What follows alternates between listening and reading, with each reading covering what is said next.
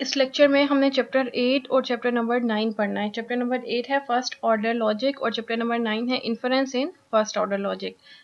जब इससे जो प्रीवियस लेक्चर था उसमें हमने प्रपोजिशनल लॉजिक देखा था और नॉलेज बेस्ड एजेंट्स क्या होते हैं, दैट वाज चैप्टर नंबर 7। ठीक है, हमारा जो कोर्स की आउटलाइन थी उसके 4 पार्ट्स से। ठीक है, पार्ट 1 में इंट्रोडक्शन टू आर्टिफिशियल इंटेलिजेंस, ये हमने फर्स्ट 2 वीक्स में कवर किया था।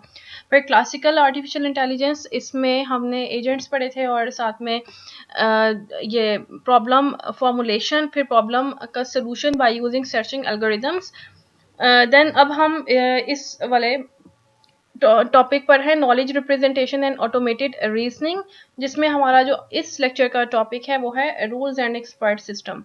इससे पिछले लेक्चर में हमने प्रोपोजिशनल एंड प्रेडिकेट लॉजिक और नॉलेज बेस्ड एजेंट और वंपस वर्ल्ड की प्रॉब्लम को पढ़ा था। ठीक है, नेक्स्ट जो हमारा टॉपिक आएगा वो मशीन लर्निंग में से एक टॉपिक आएगा और जो लास्ट वीक होगा उसमें एडवांस टॉपिक में से एक न्यूरल नेटवर्क का टॉपिक आएगा। तो ये हमारी पूरी कोर्स आउटलाइन है जिसमें अभी हम रूल्स एंड एक्सपर्ट सिस्टम में इस लेक्चर में बात करेंगे। ठीक है, अब लेक्चर आउटलाइन, इस लेक्चर में हमने चैप्टर नंबर 8 और चैप्टर नंबर 9 के कुछ स्पेसिफिक टॉपिक्स को पढ़ना है। चैप्टर नंबर 8 में 8.1, 8.2 और 8.3 ये 3 सेक्शंस हैं और चैप्टर नंबर 9 का जो हम टॉपिक पढ़ेंगे वो है 9.1, सेक्शन 9.3, 9.4 एंड 9.5।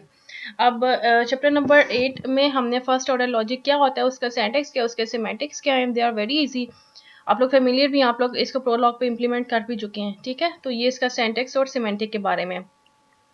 और चैप्टर नंबर 9 में हमने दो एल्गोरिथम्स देखते हैं, फॉरवर्ड चेनिंग, बैकवर्ड चेनिंग, और इन्फ्रेंस हम किस तरह से क्रिएट करते हैं by using first order logic. तो चैप्टर नंबर 9 इससे रिलेटेड है। अच्छा, अब कॉमन सेंस रीजनिंग क्या होती है?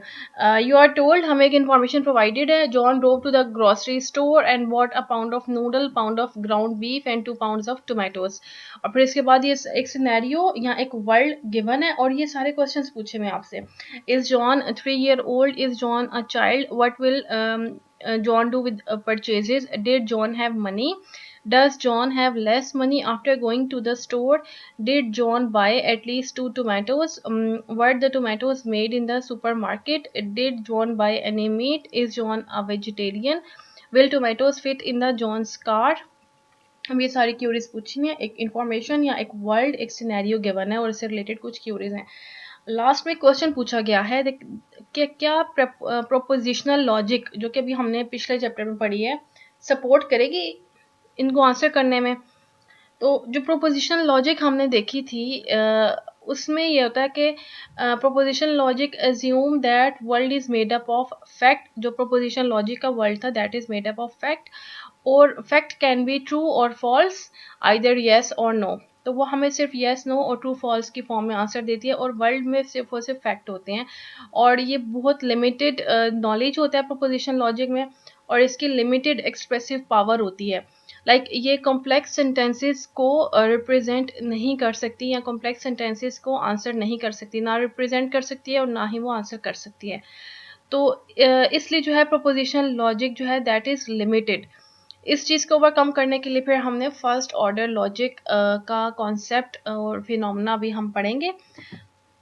Outline for first order logic, first order logic को हम फर्स्ट ऑर्डर प्रेडिकेट कैलकुलस भी कहते हैं, FOL भी कहते हैं, मींस फर्स्ट ऑर्डर लॉजिक, या FOPC भी कहते हैं, like first order predicate calculus. ठीक है, propositional logic is useful. Propositional logic जो भी हमने चैप्टर नंबर 7 में पढ़ी थी, Wumpus world, knowledge based agent, last में प्रोपोजिशनल लॉजिक पढ़ी थी, तो that is suppose to be useful, that is used to represent the world. ये हमने एक नॉलेज बेस्ड एजेंट पढ़ा था, नॉलेज बेस्ड एजेंट को ने रिप्रेजेंट करना था अपने वर्ल्ड को और रिप्रेजेंट करने के लिए हमने प्रोपोजिशनल लॉजिक पढ़ी थी। ठीक है, तो that is suppose to be useful but it has limited expressive power. Limited expressive power refers to कि वो कम्प्लेक्स सेंटेंसेस को जो है रिप्रेजेंट नहीं कर सकती।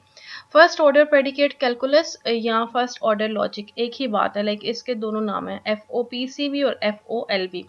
It has greatly expanded expressive power, इसकी बहुत डाइवर्स है एक्सप्रेसिव पावर। जो फर्स्ट ऑर्डर प्रेडिकेट कैलकुलस है ना, इसकी डाइवर्स एक्सप्रेसिव पावर है, लाइक इसके अंदर हम complex different type of sentences को रिप्रेजेंट या डिफरेंट टाइप ऑफ वर्ड्स को रिप्रेजेंट कर सकते हैं। न्यू ऑन्टोलॉजी, ऑन्टोलॉजी कहते हैं कि वर्ल्ड की रिप्रेजेंटेशन क्या होगी या इसके world, like first order logic के वर्ल्ड में क्या होगा। ऑन्टोलॉजी का मतलब है द वर्ल्ड। अब फर्स्ट ऑर्डर लॉजिक में हमने world consist of object, world में ऑब्जेक्ट है, फैक्ट है और रिलेशंस हैं, ठीक है। ये फर्स्ट ऑर्डर लॉजिक के 3 कंपोनेंट्स हैं, object, facts and relations. For prepositional logic जो हमने पिछले चैप्टर में पढ़ी थी, prepositional logic, world was fact, उसमें सिर्फ और सिर्फ फैक्ट था, the world was made up of facts, ठीक है। तो इसलिए फिर हम इसको कह सकते हैं कि it has limited expressive power, it can not manage complex sentences because it only assume that world is made up of facts, और वो सारे के सारे सेंटेंसेस को फैक्ट के फॉर्म में रिप्रेजेंट कर सकती है। जबकि फर्स्ट ऑर्डर लॉजिक जो है that is diverse, it assume that world is made up of facts, relations and objects.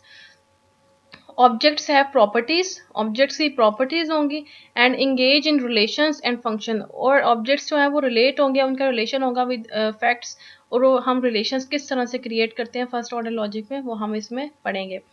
इसका सेंटेक्स डिफरेंट है, न्यू सेंटेक्स कांस्टेंट है, प्रेडिकेट है, फंक्शंस हैं, प्रॉपर्टीज एंड क्वांटिफायर्स, और सिमेंटिक भी इसका डिफरेंट है, ठीक है। मीनिंग सिमेंटिक हम कहते हैं मीनिंग ऑफ सेंटेक्स, सेंटेक्स का क्या मीनिंग है विद रिस्पेक्ट टू लैंग्वेज, तो इसका सिमेंटिक भी डिफरेंट है, न्यू सेंटेक्स है, न्यू सिमेंटिक्स है, ऑन्टोलॉजी भी न्यू है, लाइक इसका वर्ड भी डिफरेंट है as compare to propositional logic. और इसका एक ड्रॉप, इसका बेनिफिट लिखा हुआ है, it has expanded expressive power, और साथ में लिखा हुआ है कि propositional logic is although useful but it has very limited expressive power because it can not manage complex sentences, it can not express manage it can not express complex sentences. First order logic का जो सेंटेक्स है वो क्या है, ठीक है। First order predicate calculus सेंटेक्स, सेंटेक्स में इसके सेंटेंसेस आएंगे, प्रेडिकेट सिंबल्स हैं, फंक्शन सिंबल हैं, कांस्टेंट के सिंबल हैं, वेरिएबल्स हैं और क्वांटिफायर्स हैं, ठीक है। हम सेंटेंसेस को किस तरह से रिप्रेजेंट करते हैं, प्रेडिकेट सिंबल्स क्या होंगे, फंक्शन सिंबल्स क्या आए, कांस्टेंट सिंबल्स क्या आए, वेरिएबल्स और क्वांटिफायर्स, ये सारा का सारा इसके सेंटेक्स में आएगा, और उनकी रिप्रेजेंटेशन क्या है वो अभी हम इस लेक्चर में भी देखेंगे। D Morgan's rule for quantifier, quantifiers होते हैं ना फॉर ऑल और देयर एग्जिस्ट, ये कैप ये ए जो लिखा हुआ है उल्टा, लाइक इसको इसको हम कहेंगे दैट इज फॉर ऑल, और ये ई जो लिखा हुआ है इसको हम कहेंगे दैट इज देयर एग्जिस्ट। तो हम इन दोनों के दरमियान एक कनेक्शंस जो है उसको स्टडी करेंगे। और डी मॉर्गन्स रूल क्या होता है, नेस्टेड क्वांटिफायर क्या होंगे, फॉर एग्जांपल यहाँ पर एक एग्जांपल लिखी हुई है, एवरीबॉडी लाइक्स समबॉडी, तो एवरीबॉडी जो है उसको हम रिप्लेस कर सकते हैं फॉर ऑल से, और सम बॉडी को हम रिप्लेस कर सकते हैं there exist, because somebody is a couple of people, और एवरीबॉडी में ऑल पीपल, तो हम इसको फॉर ऑल से रिप्लेस करेंगे और समबॉडी को देयर एग्जिस्ट से। अब लिखा हुआ है everybody likes somebody, x likes y, ठीक है। एक्स लाइक्स वाई, एक्स का मतलब एक्स रेफर कर रहा है एवरीबॉडी को, एवरीबॉडी लाइक्स समबॉडी, ठीक है।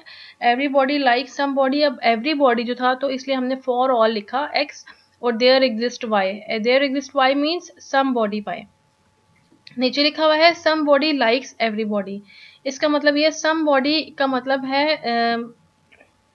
देयर एग्जिस्ट, समबॉडी का मतलब है x likes Y, somebody likes everybody, तो there exist X that likes everybody, इसलिए यहाँ पर फॉर ऑल वाई लिखा हुआ है। एक्स लाइक्स वाई, एक्स क्या है समबॉडी, लाइक्स एवरीबॉडी, वाई जो है एवरीबॉडी है तो इसलिए हमने फॉर ऑल वाई लिखा है, एक्स जो है वो समबॉडी है तो इसलिए हमने देयर एग्जिस्ट एक्स लिखा है। इसी तरह से यहाँ पर X is parent of Y, X is तो for all x there exist Y, X is parent of Y, इस तरह से हम इसको लिख सकते हैं। अब हमने इसमें देखना है कि ट्रांसलेट किस तरह से करते हैं हम इंग्लिश सेंटेंसेस को फर्स्ट ऑर्डर प्रेडिकेट कैलकुलस में और वाइस वर्सा, मतलब हमारे पास एक प्रेडिकेट फर्स्ट ऑर्डर लॉजिक की स्टेटमेंट गिवन होती है, हमने उसको इंग्लिश में किस तरह से इंटरप्रेट करना है, ये वाइस वर्सा काम भी हमने देखना है। अब यहाँ पर लिखा हुआ है x likes y, for all x there exist y, everyone has someone that they like, हमने इसको इंग्लिश में ट्रांसफॉर्म किया। फिर there is someone who like everyone, who like there is someone who likes every person, so there is x who likes every person or everyone, तो ये vice versa जो है first order predicate calculus में हमने English के sentences को represent करना भी सीखना है, और इंग्लिश के सेंटेंसेस को फर्स्ट ऑर्डर प्रेडिकेट कैलकुलस में भी ट्रांसफॉर्म करना है।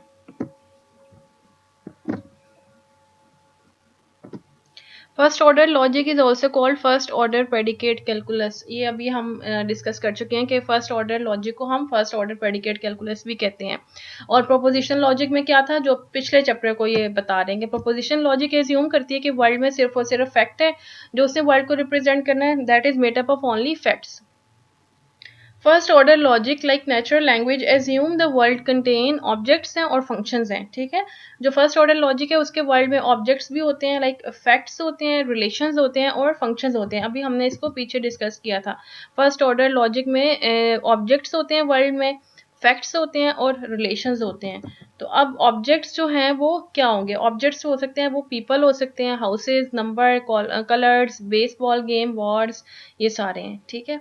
और दूसरा हमने यहाँ पर बताया था फैक्ट और रिलेशन। रिलेशन तो हम इसके बताएंगे।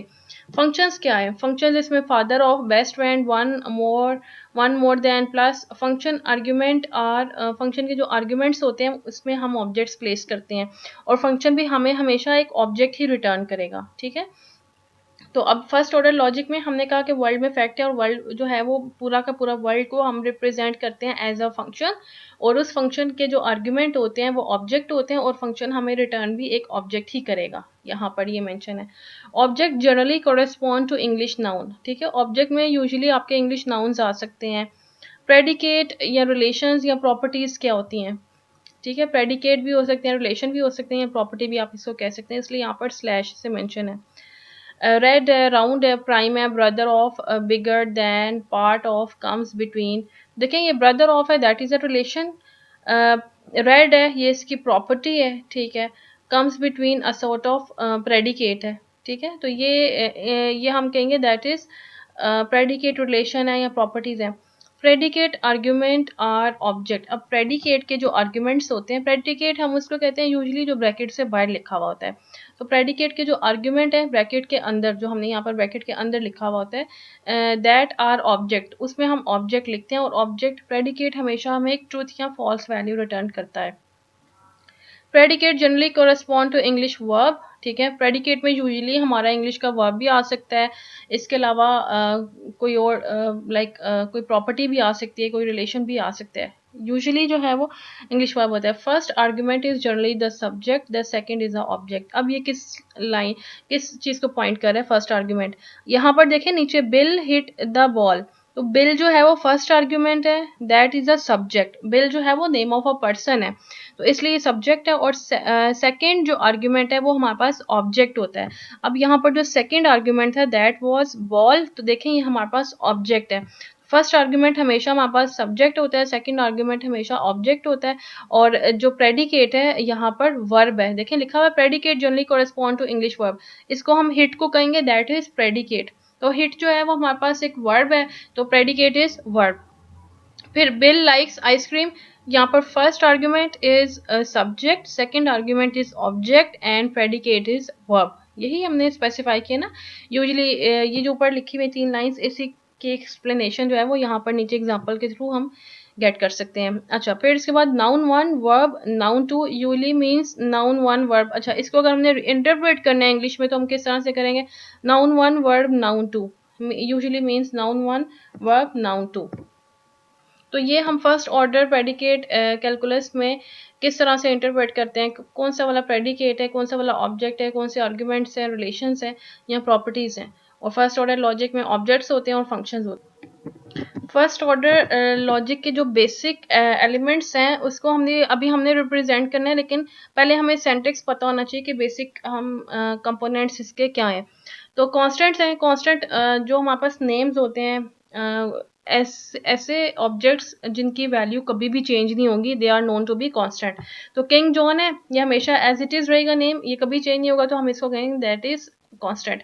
2 जो है उसकी जगह हम 3 या 4 को रिप्लेस नहीं कर सकते, लाइक एक ऐसा कंपोनेंट है, ऐसा ऑब्जेक्ट जिसकी वैल्यू कभी भी चेंज नहीं होगी, वही रहेगी, that is suppose to be constant, और उसके लिए हम इस तरह से रिप्रेजेंट करते हैं। प्रेडिकेट जो है वो कोई भी प्रेडिकेट हो सकता है, यहाँ पर इन्होंने ब्रदर मेंशन किया हुआ है।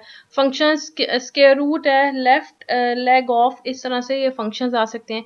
वेरिएबल्स कोई भी आप x y a b, like इसकी वैल्यू हमें नहीं पता ना, x की वैल्यू पता है, x could be anything, y की वैल्यू भी नहीं पता, y कुड बी एनीथिंग।